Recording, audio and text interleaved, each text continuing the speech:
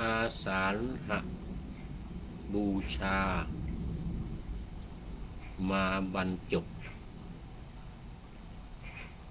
จงน้อมนบหลักธรรมคำสั่งสอนของสมเด็จพระพุทธชินวรได้ตรัสสอนเป็นปฐมบรมธรรมธรรมจักรกับปวัต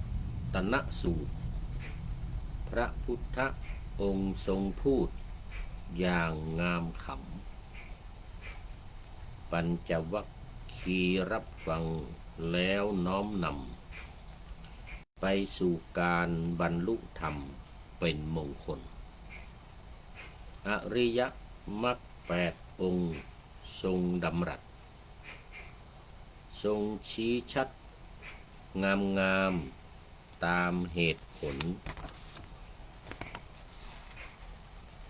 1. เห็นชอบงามเด่น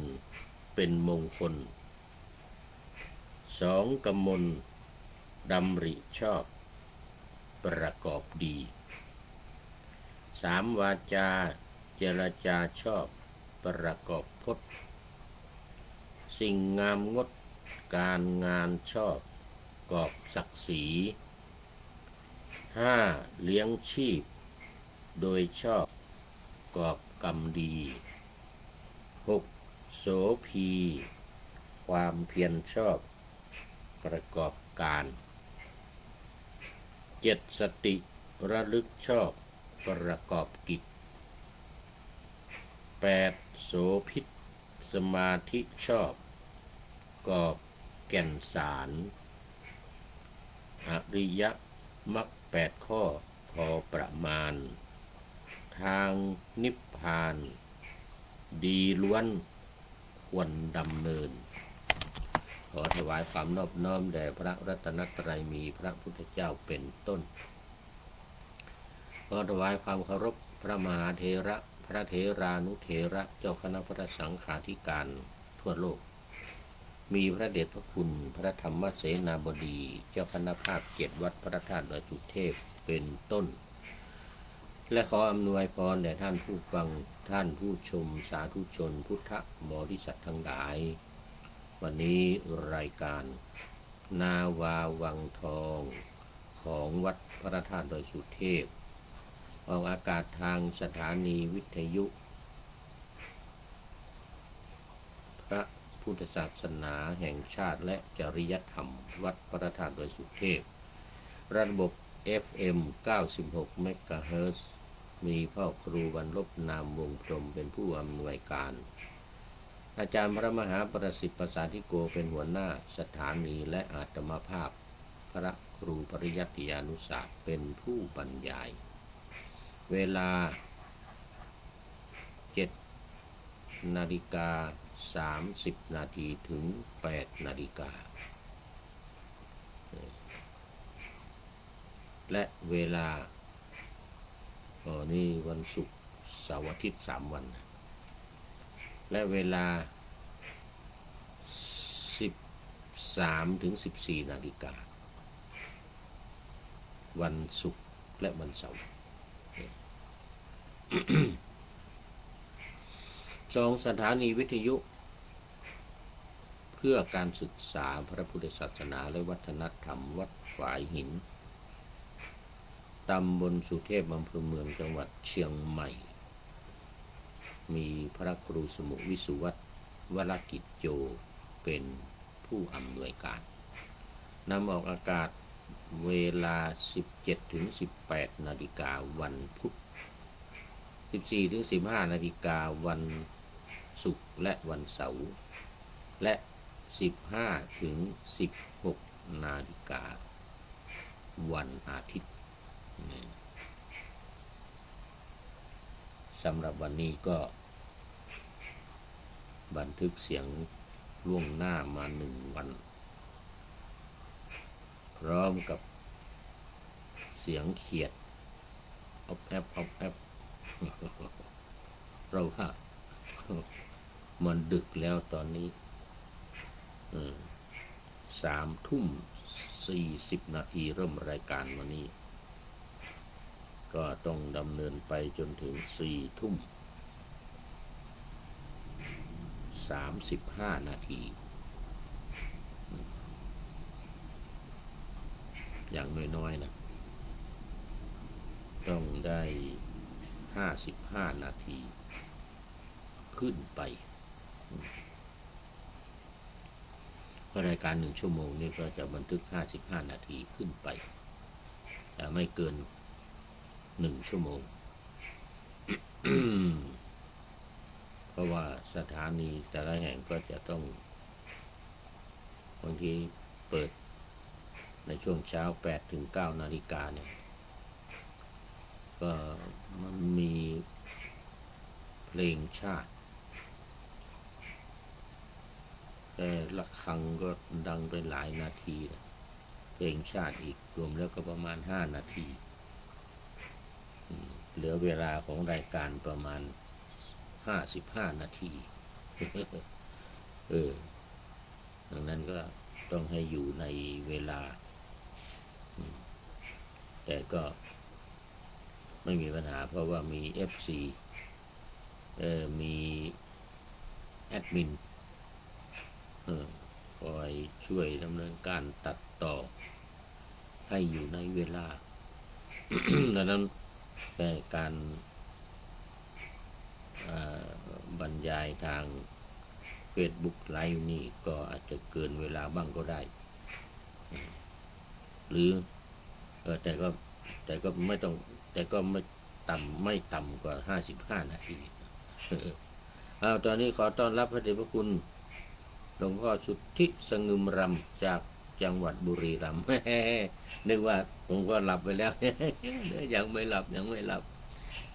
อยู่ด้วยกันอีก1 ชั่วโมงหลวงพ่อเนี่ยอีก1 ชั่วโมงตอนนี้ก็ FC อื่นๆก็เงียบโพดแล้ว เหมือนรายการที่ผ่านมาเมื่อกี้เนี่ยFC ทั้งหลายก็เงียบหมดเหลือแต่พระเดชพระคุณหลวงพ่อสุทธิสงึมรำ FC ตัวจริงสุริยันคำปานี่ก็ยิ่งไปยิ่งหลับใหญ่เลยสัก8 โมง 9 โมงก็หลับแล้ว8 โมงกว่าก็หลับแล้ว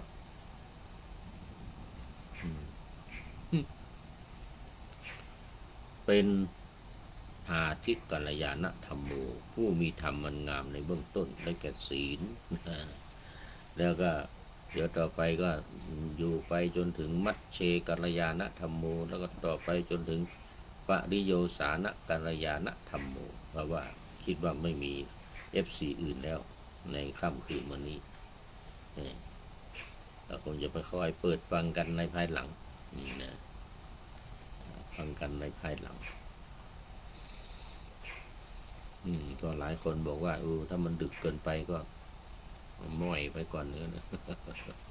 ม้อยหลับไปก่อนแล้วก็มาฟังทีหลังว่างั้นนะติดตามอยู่ว่างั้นนะ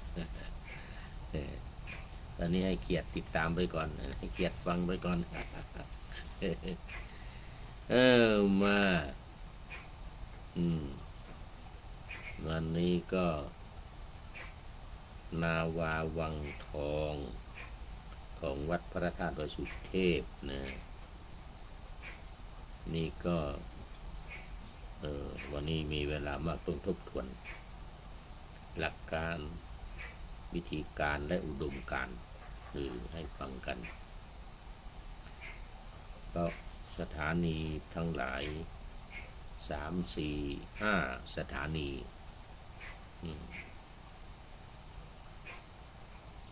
เดี๋ยว2 สถานีนี่2 สถานีวัดพระธาตุดอยสุเทพกับวัดฝายหิน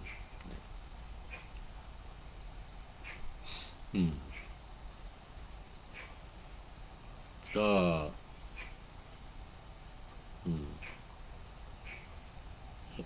อุดมการณ์ของรายการนาวาวังทองของเรานี้ก็คือ1ท่องจำ2ทำความเข้าใจ และสามนำไปปฏิบัติเป็นอุดมการณ์สูงสุดเป็นภาคบังคับเลยก็ว่าได้ เป็นภาคบังคับเลยก็ว่าได้คือการท่องนี่นะต้องท่องให้จำแล้วทำความเข้าใจให้ดีแล้วปฏิบัติตามอย่างเคร่งครัดปฏิบัติตามอย่างเคร่งครัดอย่างวันนี้พูดถึงหลักการอีกหน่อยหลักการ4ก็คือ1เข้าถึงพระรัตนตรัยพวกนี้เน้นมากว่ามาในพระไตรปิฎกบอกว่าการเข้าถึงพระรัตนตรัยเนี่ยเป็นสิ่งสำคัญยิ่งในการปฏิบัติธรรมก็จะได้มีความภาคภูมิใจในการที่จะตั้งอกตั้งใจปฏิบัติตั้งใจปฏิบัติถ้าไม่มีแบบอย่างไม่มีพระพุทธเจ้าเป็นที่พึ่งเป็นที่เข้าถึงแล้วเนี่ยก็จะไม่มีอะไรคนจะไม่กระตือรือร้นอะไรในการที่จะปฏิบัติธรรม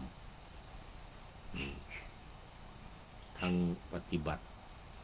แบบอุกฤษทั้งปฏิบัติแบบวิปัสสนานี่ปฏิบัติได้ตลอดเวลาไม่เฉพาะเวลานั่งทำสมาธิไม่เอาสมาธิเอาพิจารณาไปเลยพิจารณาทำและปฏิบัติตามนั้นทำความเข้าใจให้ดีแล้วปฏิบัติตามนั้นตามเขาเรียกว่าอุดมการณ์กล่าวคือต้องท่องพระพุทธพระธรรมพระสงฆ์เนี่ยให้ขึ้นใจ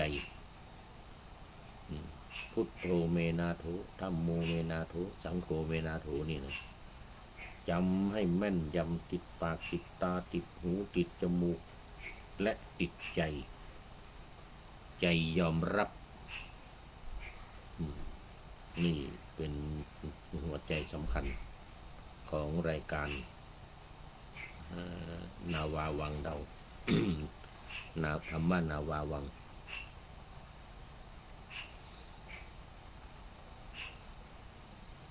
หรือ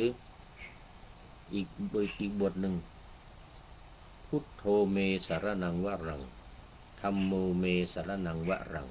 สังโฆเมสรณังวรัง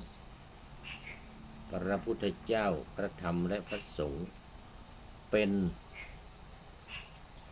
ที่พึ่งอันประเสริฐของข้าพเจ้า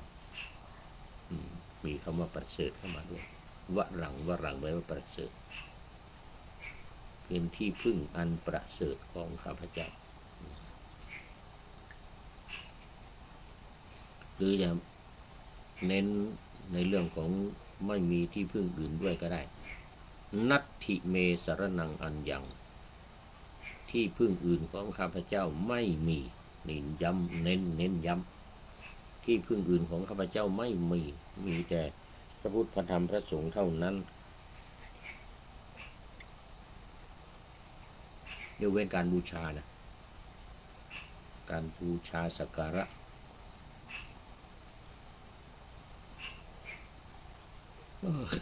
ขอไปเป็นอย่างยิ่งคือการบูชาคือการบูชานอกเหนือจากพระไตรปิฎกขอไปนอกจากพระพุทธพระธรรมพระสงฆ์แล้วเนี่ยยังมีพระกรรมฐานและครูบาอาจารย์2อย่างที่4ที่5นะอันนี้เป็นที่พึ่งเป็นสรณะจริงๆคือกรรมฐานก็คือสมถกรรมฐานวิปัสสนากรรมฐานนี่นะคือหลักการปฏิบัตินี่ที่รายการนาวาวังทองของเราเน้นเรื่องของการปฏิบัตินี่แหละ การปฏิบัติธรรมนะเพราะฉะนั้นการเข้าถึงพระรัตนตรัยจึงเป็นสิ่งที่จำเป็นมากสำคัญมาก เพราะว่ามันจะนำไปสู่พระนิพพานเรื่องมันไม่มีอะไรเทียมเท่าเทียบเท่าไม่มีอะไรเทียมเท่าเทียบเท่าพระพุทธธรรมพระสงฆ์พระพุทธองค์ตรัสว่าผู้ใดเห็นธรรมผู้นั้นเห็นเราอย่างนี้ผู้ใดอยากจะเห็นเราก็ต้องเห็นธรรมเห็นนี่ไม่ใช่เห็นธรรมดาเนี่ยต้องเห็นแบบนาวาวังทองเนี่ยคือเห็นแบบจำแม่นยำท่องติดตาติดหูติดปากนะไม่ใช่เห็นธรรมดานะเห็นผ่านๆไปไม่ได้ต้องเห็นอย่างจริงจังคือพระรัตนตรัยท่องเลยตามเขียนไว้ในหนังสือหลักการชาวพุทธท่องตามนั้นให้หูดับตับแตกไปเลยท่องให้หูดับตับแตกไปเลยมันจึงจะมีผลมันจึงจะคุ้มครองเราได้เพราะเราปฏิบัติตามไงไอการปฏิบัตินี่เนี่ยมันคุ้มครองเรา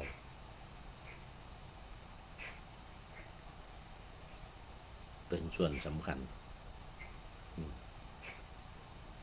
ก็พระพุทธองค์ทรงเน้นทรงสรรเสริญเรื่องของการปฏิบัติอย่างการบูชาเนี่ยจะเน้นเรื่องของปฏิบูชาคือการบูชาด้วยการปฏิบัติดังนั้นเรื่องของการปฏิบัติเนี่ยจึงเป็นส่วนสำคัญมากในทางพระพุทธศาสนาเพราะถ้าไม่ปฏิบัติมันไม่มีทางในการที่จะบรรลุธรรมปฏิบัติอย่างใดอย่างหนึ่งเช่นการฟังก็ได้เอาแต่การฟังแล้วทำความเข้าใจมันก็จะนำไปสู่เป้าหมายสำคัญความสำเร็จนำไปสู่ความสำเร็จเพราะฉะนั้นการฟังมันจึงเป็นประโยชน์มากฟังธรรมฟังอะไรที่มันเป็นสาระนะฟังธรรมะนี่แหละโดยตรงเลยฟังธรรมะนี่คือโดยตรงเลยทีเดียว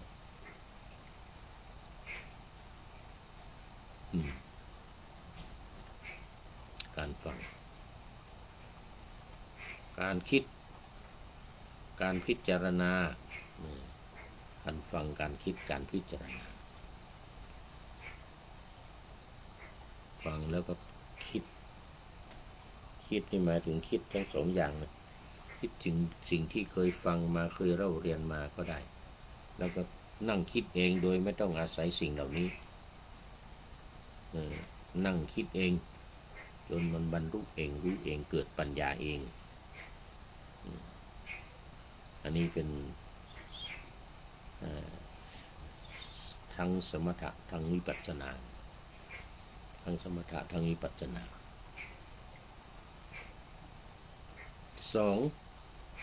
การเข้าถึงธาตุสี่ดินน้ำไฟลมนี่นะต้องท่องแล้วทำความเข้าใจให้ดีดินน้ำไฟลมเนี่ยตัวปรุงสำคัญร่างกายของเราเนี่ยอยู่ได้ด้วยดินน้ำไฟลมนี่นะมีความสำคัญมากท่องมันหูดับตับแตกหมดเลยแล้วก็ปฏิบัติตาม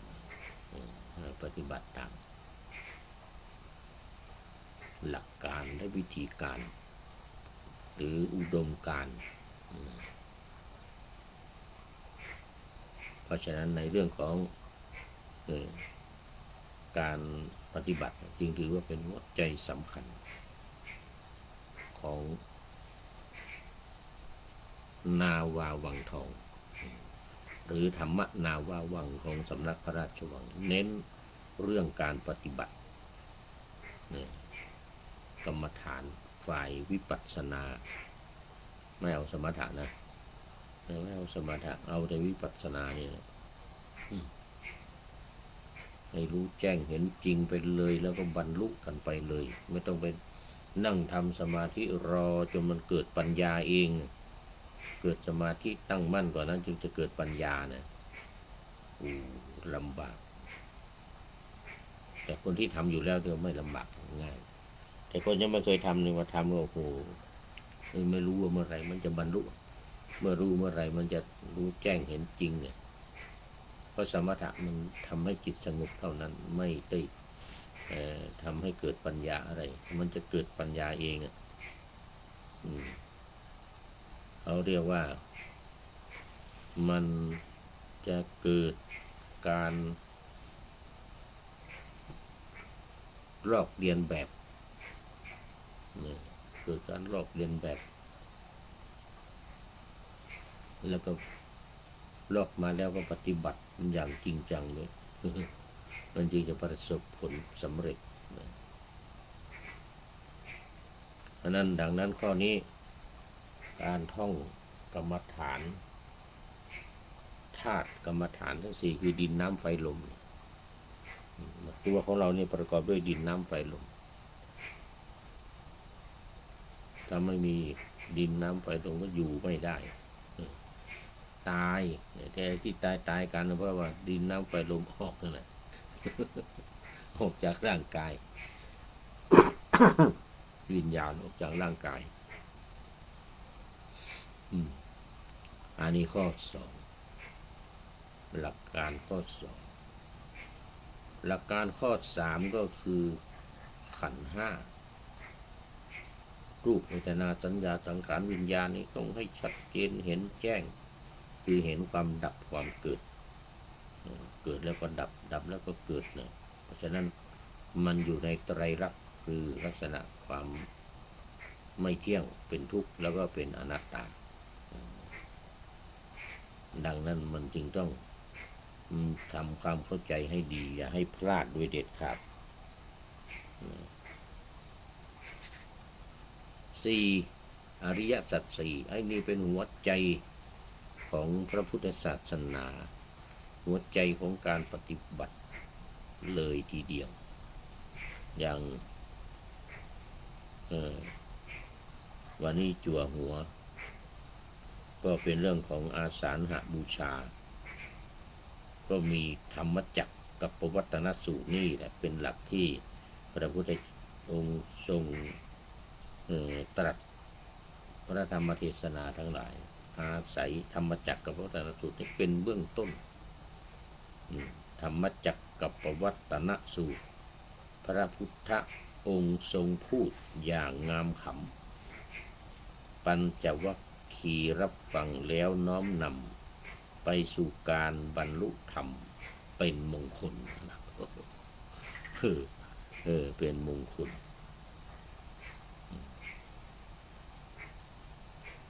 เพราะฉะนั้นหลักการข้อ4อริยสัจ4เนี่ยทุกข์สมุทัยนิโรธมรรคเป็นหัวใจสำคัญของพระพุทธศาสนาพระพุทธองค์ตรัสรู้ก็อริยสัจ4นี่แหละอริยสัจ4เรื่องของความทุกข์เรื่องของสาเหตุที่ทำให้เกิดความทุกข์ได้แก่ตัณหากามตัณหาภวตัณหาวิภวตัณหาเป็นสาเหตุทำให้เกิดความทุกข์ทำให้คนลุ่มหลงมัวเมาอยู่ในสิ่งต่างๆทั้งหลายเหล่านี้นั่นจึงเป็นส่วนสำคัญทีนี้วิธีการปฏิบัติเพิ่มข้อ3กับข้อ5เข้ามาเลื่อนข้อที่มีอยู่ไปตามลำดับอย่างข้อที่1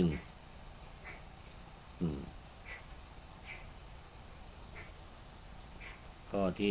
1ทุกข์ในคนเรานี่เกิดมาเนี่ยมันอยู่กับทุกข์ทั้งนั้น ทุกข์ตั้งแต่อยู่ในท้อง ทุกข์ตั้งแต่อยู่ในท้องแล้ว อยู่ในที่มืดมองไม่เห็นอะไรโอ้ลำบากมาก8-9 เดือน อยู่ในท้องแม่นี่นะมันทุกข์ทรมานขนาดหนักอาหารก็คอยรับจากคุณแม่ส่งมาทางสายรกที่สะดือนี่เข้าไปในท้องไปบำรุงเลี้ยงเพราะฉะนั้นมันจึงเป็นสิ่งที่สำคัญมากอริยสัจธรรมทั้ง4ประการนี้พุทธองค์ตรัสรู้มาเนี่ยตรัสรู้เนี่ยข้อนี้แหละอริยสัจ4นี่แหละที่พระพุทธองค์ตรัสรู้นะแล้วก็สอนมาโดยตลอดจนกระทั่งวันปรินิพพานก็ยังพูดอยู่ วันปรินิพพานเนี่ยนะยังพูด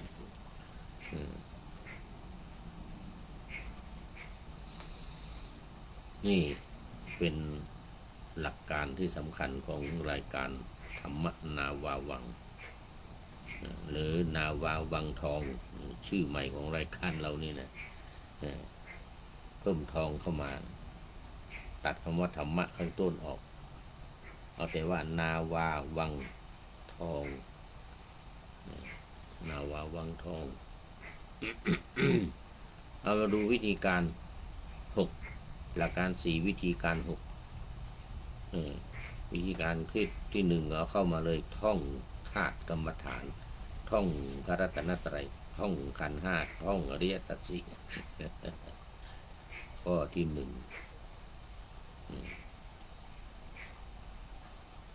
ของอริยสัจ4เป็นหลักการในการปฏิบัติที่ว่าต้องท่องนะต้องท่องอริยสัจ4นะทุกข์สมุทัยนิโรธมรรคทั้งความหมายทั้งศัพท์บาลีหมายและศัพท์บาลีอย่างข้อที่1พระรัตนตรัยนี่ก็ต้องท่องเลยพุทโธเมนาโถธัมโมเมนาโถสังโฆเมนาโถนี่ข้อที่2ก็ท่องธาตุกรรมฐานดินน้ำไฟลมข้อที่3ก็เพิ่มเข้ามาคือการพิจารณากาย6ขั้นตอนได้แก่น้ำดันดินเดี๋ยวก่อนอันนี้ก่อนสิหมดลมหายใจ2น้ำดันดินทำให้พองเนื้อตัวของเรานี่3ดินแตกสลายเลยนี่ดินก็หมายถึงตัวเราเนี่ยมันเป็นธาตุดินไงแตกสลายก็คือตายนั่นก็คือตายนั่นเองดินแยกแตกระแหงอย่างว่า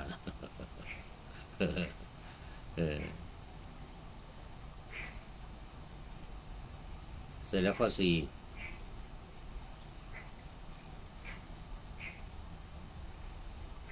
น้ำละลายดินคือธาตุดินของเราเนี่ยจะถูกน้ำละลายออกไปหมด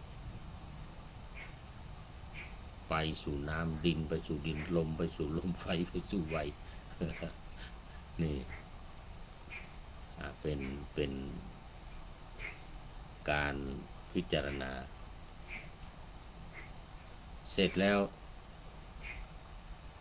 ข้อที่5เหลือแต่โครงกระดูกกันนี่ก็ข้อที่4น้ำชำระดินออกไปหมดแล้วทั้งดินทั้งน้ำออกไปหมดแล้วเหลือแต่กระดูกขาวๆโครงกระดูกแล้วข้อที่6ก็พิจารณาดูว่าโครงกระดูกนี่ก็แตกสลายไปเหมือนกันเพราะมันเป็นอนิจจังทุกขังอนัตตาเนี่ยคนจึงอยู่ไม่ได้อยู่ไม่ได้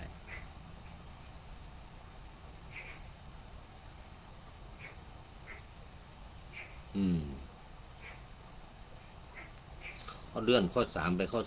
4คือขันธ์5เนี่ยไปท่อง ขันธ์ห้าก็เป็นข้อสี่แล้วก็เพิ่มข้อห้าเข้ามาอีกข้อก็คือเรียนรู้ขันธ์ห้าหรือพิจารณาให้แจ้งเห็นจริงเกี่ยวกับรูปเวทนาสัญญาสังขารวิญญาณนี่เนี่ยเรียกว่าเรียนรู้ขันธ์ห้า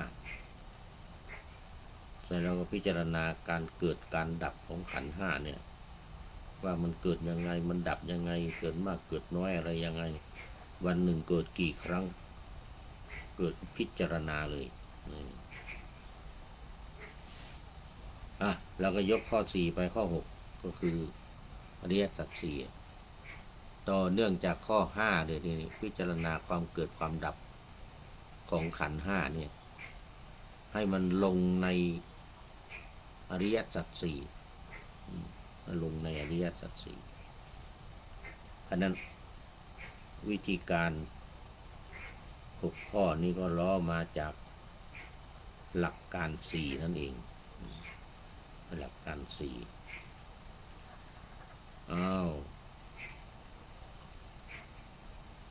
ข้อต่อไป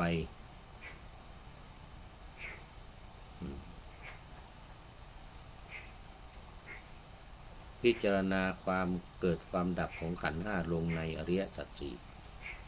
เป็นข้อที่6เอาละทบทวนมาหมดละอุดมการณ์3หลักการ4วิธีการ6อุดมการณ์3หลักการ4วิธีการ6เป็นข้อปฏิบัติหลักในโครงการปูทางสู่การตื่นรู้ธรรมนาวาวังนี่ของสำนักพระราชวังที่พระบาทสมเด็จพระเจ้าอยู่หัวทรงมีศรัทธาตั้งมั่นในพระพุทธศาสนาในวันเฉลิมพระชนมพรรษานี่พุทธองค์พระเจ้าพุทธองค์พระองค์พระเจ้าอยู่หัวก็ให้ตรัสนะบอกว่าข้าพเจ้านี่เจริญรอยตามพุทธบิดาเหมือนนะเป็นศาสนูปถัมภกยอยกพระพุทธศาสนาขอให้คำปฏิญญาณต่อท่านทั้งหลายในประเทศไทยนี่ว่าจงจำว่าเป็นอุบาสกผู้เข้าถึงพระรัตนตรัยและปฏิบัติตามอย่างเคร่งครัดเอาละทีนี้เมื่อทบทวนเรียบร้อยแล้วก็เข้ามาสู่เนื้อหาแล้ววันนี้เนื้อหาของธรรมะที่จะว่ากันในวันนี้เป็นเปตวัตถุเรื่องที่12ครั้งที่ผ่านมานั่นเราเรื่องที่11ครั้งนี้เป็นเรื่องที่12อัมภวนะเปตวัตถุดังได้บอกแล้วว่า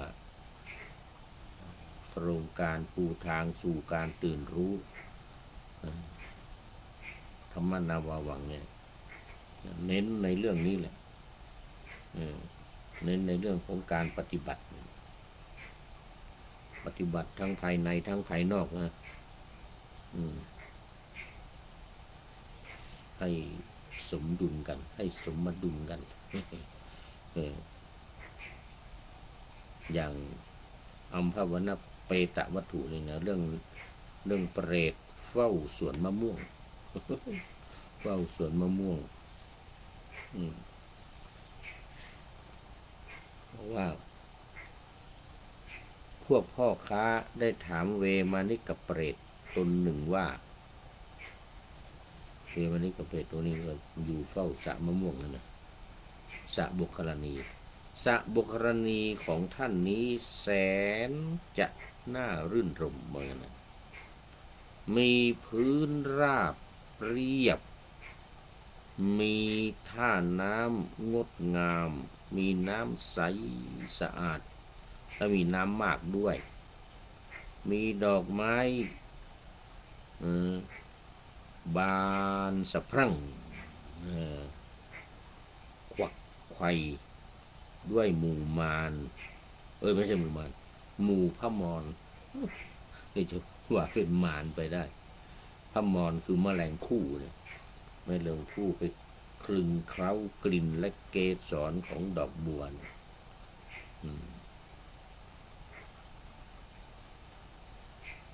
มีดอกไม้บานสะพรั่งควักไขว่เป็นหมู่ด้วยหมู่พระมรหรือแมลงผู้นะท่านได้สะบกครณีเป็นที่เจริญใจนี้มาอย่างไรว่างั้นนะเวมานี่กับเปรตนี่นะเวมานี่กับเปรตสวนมะม่วงของท่านนี้แสนจะน่ารื่นรมกำลังผลิตดอกออกผลว่างั้นนะมีดอกบานสะพรั่งควักไขว่ไปตามหมู่พระมรนำความสุขมาให้ทุกฤดูกาลท่านได้วิมานนี้มาอย่างไรคือนางเปรตสาวก็บอกว่าเววันนี้กับเปรตนี่นะตอบว่าในนี้ข้อ798ในพระไตรปิฎก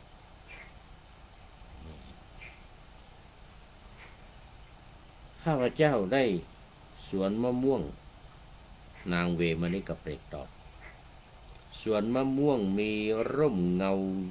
เย็นชุ่มฉ่ำน่ารื่นรมใจในที่นี้เพราะทานที่ธิดาของข้าพเจ้าถวายมะม่วงสุกน้ำข้าวยาคูแล้วอุทิศให้คือตัวเองเนี่ยกลายไปเป็นเปรตอยู่ละทีนี้อยู่ด้วยความยากลำบากแต่พอมาได้ความสุขเนี่ยก็เพราะว่าลูกมีญาติอุทิศให้นะแต่ก็อย่าไปดีใจมากว่าตายไปแล้วเนี่ยก็มีคนอุทิศให้บางทีไม่แน่นะบางทีลูกหลานก็ลืมเหมือนกันไม่ได้อุทิศให้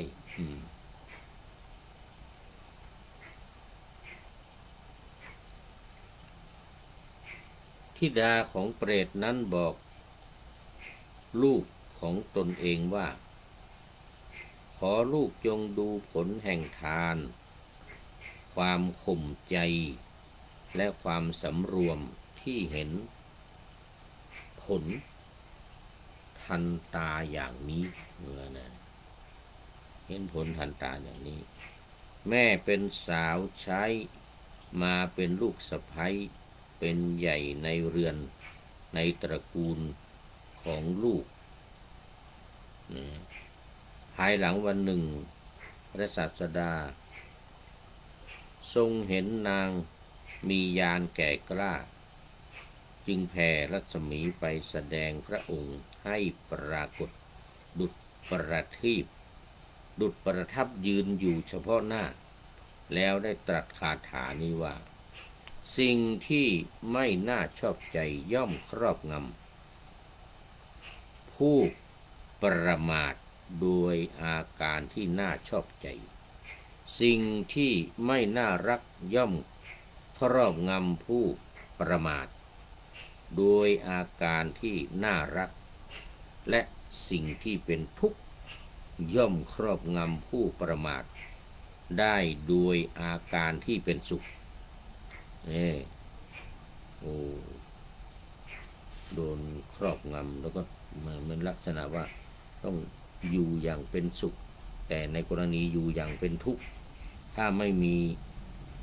ลูกหลานลูกทำบุญแล้วอุทิศไปให้ก็เป็นเปรตอยู่อย่างนั้นสำหรับเรื่องนี้จึงเป็นสิ่งที่สำคัญมากในเรื่องของการอุทิศส่วนกุศลไปให้นางเปรตนี่บอกว่าที่ได้วิมานที่ได้อะไรสวยงามเนี่ยเพราะการทำบุญและอุทิศส่วนกุศลมาให้ของลูกอย่างนั้น ถ้าไม่อย่างนั้นก็แย่เลยทุกข์ย่อมจะครอบงำอยู่ตลอดเวลาเพราะฉะนั้นวันนี้เรื่องของอัมพวนเปรตเปรตเฝ้าสวนมะม่วงเนี่ยเปรตเฝ้าสวนมะม่วงนี่ก็จบพอดีเลย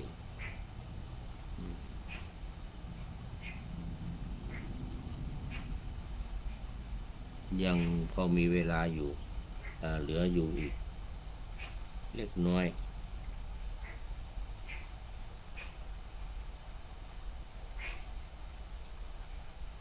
เดี๋ยวเรามาดูอีกสักเปรตหนึ่งน่าจะดีดูอีกสักเปรตหนึ่ง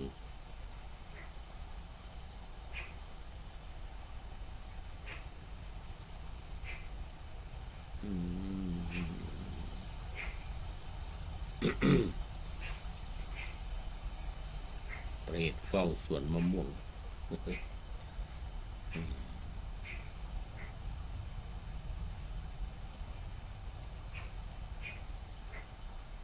มาดู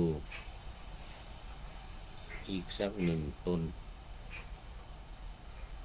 อักขะลุกขะเปรตนี่มาดูอักขะลุกขะเปรตบ้าง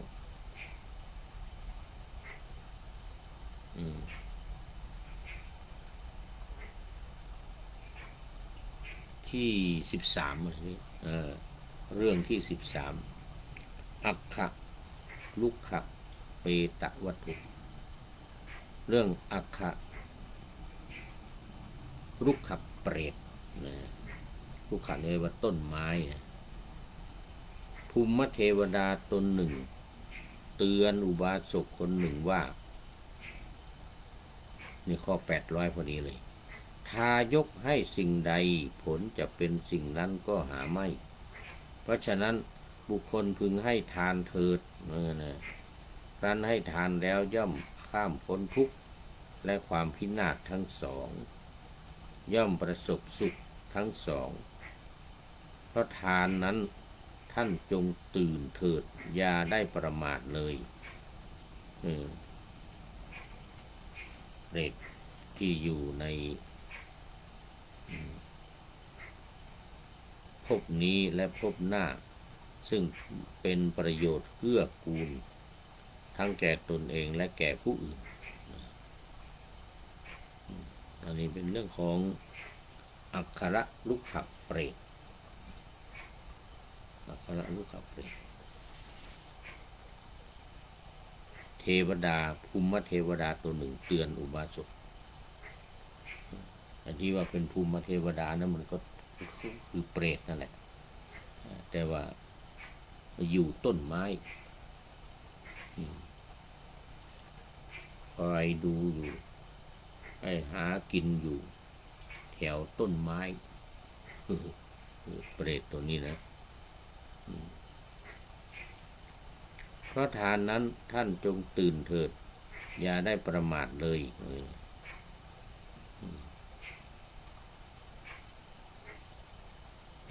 เรื่องนี้ก็ เป็นแบบอย่างที่ดีมากบุคคลที่ให้ทานคันให้ทานแล้วย่อมข้ามพ้นทุกข์และความพินาศทั้งสองแล้วอุทิศอานิสงส์หรือบุญเนี่ยไปให้แก่ผู้ที่ละจากโลกนี้ไปแล้วเพราะว่าเราไม่รู้ว่าเขาจะไปไหนจะไปนรกหรือจะไปสวรรค์ดังนั้นเราในฐานะที่เป็นปุถุชนเนี่ยก็ต้องทำไว้ก่อนเลย1ทำบุญเพื่อตัวเองไปเกิดในภพหน้าชาติหน้าและ2การอุทิศส่วนกุศลไปให้ผู้ที่ตายไปแล้ว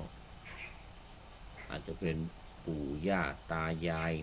ลูกหลานก็ตามท ที่ละจากโลกนี้ไปแล้วเนี่ยเมื่อมาหวนลำลึกถึงพุทธดำรัสของพระพุทธองค์จึงทรงได้ประกาศและแนะนำไว้ดังนั้นมันจึงเป็นเรื่องที่จะต้องติดตามรอยพระพุทธบาทด้วยแล้วก็ผลของการให้ทานที่ได้ให้ไว้ในตอนที่ว่าเป็นคนอยู่ตอนที่ว่าเป็นคนอยู่ยังไม่ตายไปยังไม่ละไปจากโลกนี้นี่ถือว่าเป็นสิ่งที่เป็นจุดที่สำคัญมากนะสุขในภพนี้แล้วก็ภพหน้า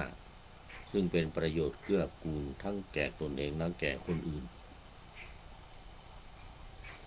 เรื่องอักขระอักขะลูกขเปรตนี่ก็จบนี่พอดี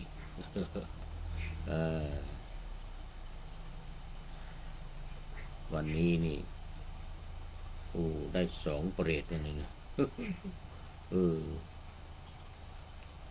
เพราะว่ามัน FC ทั้งหลายม้อยกันไปหมดแล้ว เหลือแต่ผู้พูดนี่จะยกตาไม่ขึ้นนี่เรื่องมันนะ เอาไปเอามาจะยกตาไม่ขึ้น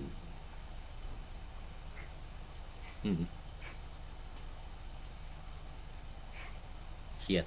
ก็เงียบไปบ้างแล้วเนี่ยเหลือตัวเดียวเหลือ2 ตัว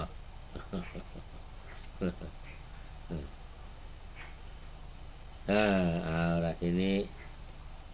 ก็พอสรุปได้ว่าควรที่จะ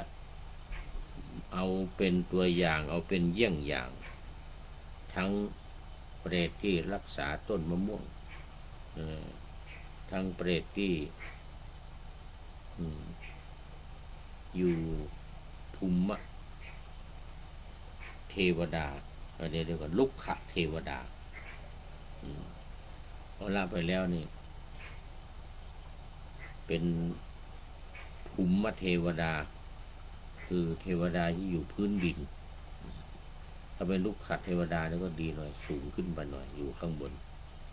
ลุกขะเทวดาที่อยู่ตามต้นไม้ทีนี้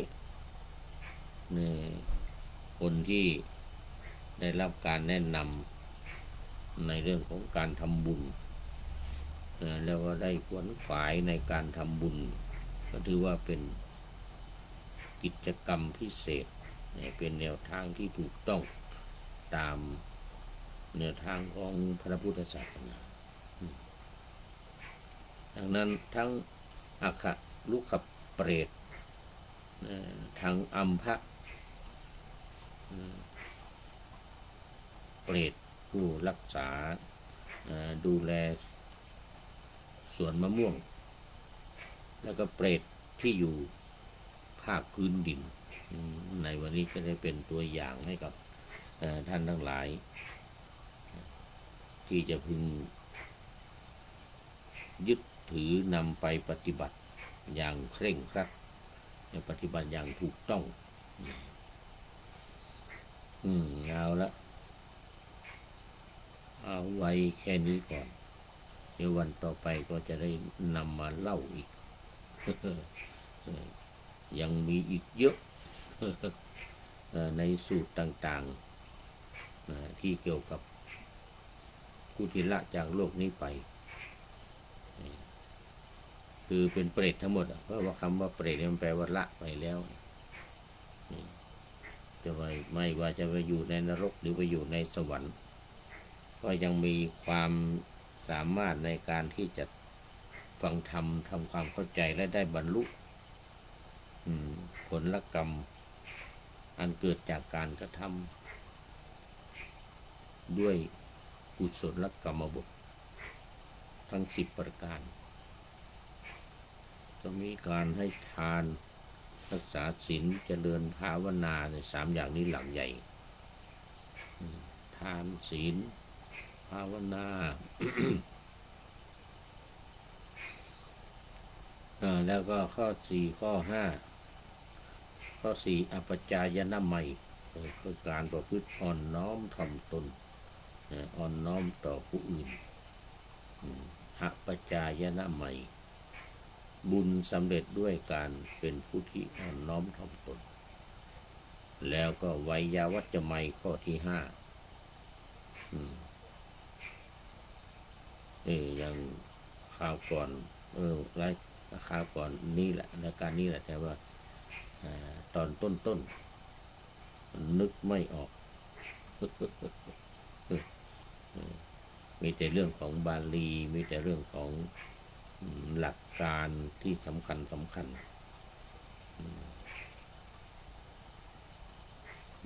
อย่างวันนี้ก็มีลุกขเทวดากับภูมิเทวดาได้พบกับความสุขความเจริญแล้ววันนี้ก็หมดเวลาจะต้องได้นำรายการนี้ไปก่อนที่ท่านพระเดชพระคุณหลวงพ่อสุทธิสงึมรำก็อยู่มาจนสุดท้ายของรายการหมดเวลา โมทนาเป็นอย่างยิ่งมาดูข้อคิดท้ายรายการวันนี้ได้จากผู้ใดหนอแลสถานีธรรมบทประพันธ์นี่เยอะเหลือเกินสถานีธรรมเรานี่นะอันนี้ได้ให้ข้อคิดไว้ว่า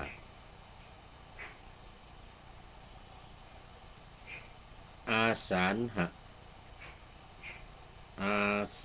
ฬหบูชามาบรรจบจงน้อมนบ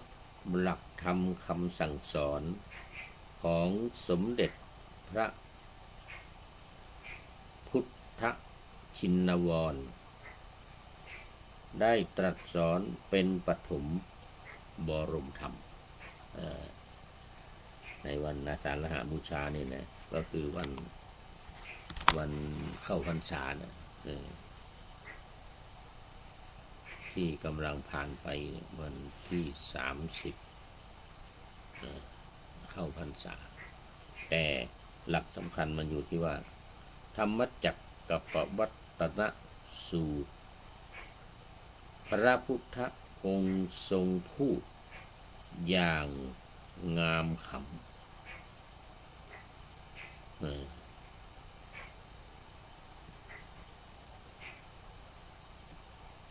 ปัญจวัคคีย์รับฟังแล้วน้อมนำไปสู่การบรรลุธรรมเป็นมงคล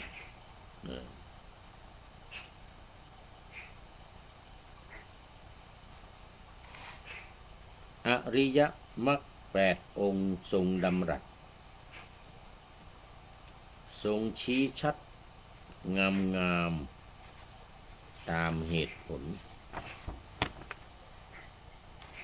1. เห็นชอบ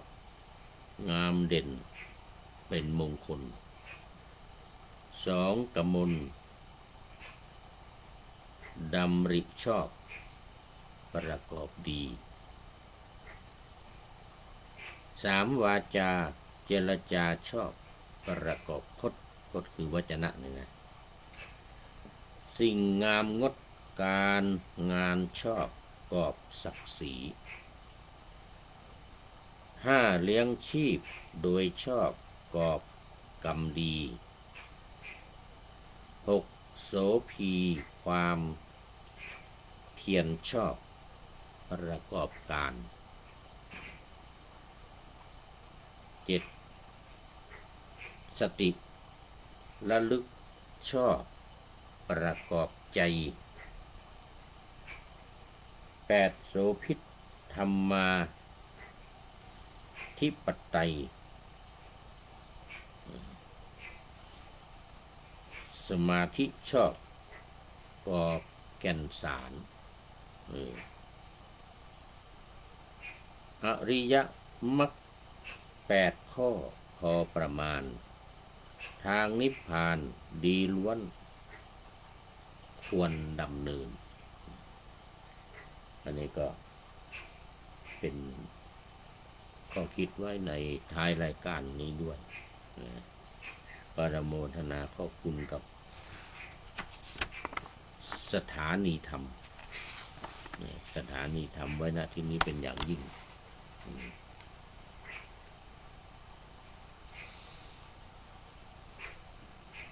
ขอนำนาวาวังทองไปก่อนแล้วจะย้อนมาใหม่ในวันหน้าคือวันพุธศุกร์เสาร์อาทิตย์ตามตารางเวลาที่วางอยู่ข้างในเป็นธรรมะจากพระราชวังเป็นนาวาโด่งดังสว่างไสวเป็นทองคำล้ำค่ากว่าสิ่งใดชุบชีวิตจิตใจให้ใสงามขอเชิญท่านทั้งหลายนำไปท่องตามคุณของพระรัตนสามพุทโธเมนาโถธัมโมตามสังโฆเมนาโถยามภาวนาว่าบ่อยๆซ้ำๆจำในจิตจนมันติดในใจไม่หายหน้านอนนั่งยืนเดินจำทุกเวลาตั้งแต่ตื่นขึ้นมาถึงหลับไปขอทุกท่านได้ผลจากปฏิบัติได้กำจัดความทุกข์พบสุขใสพลันปลอดโปร่งโล่งสบายทั้งกายใจอยู่ที่ใดใจสงบพบนิพพานขอเจริญพร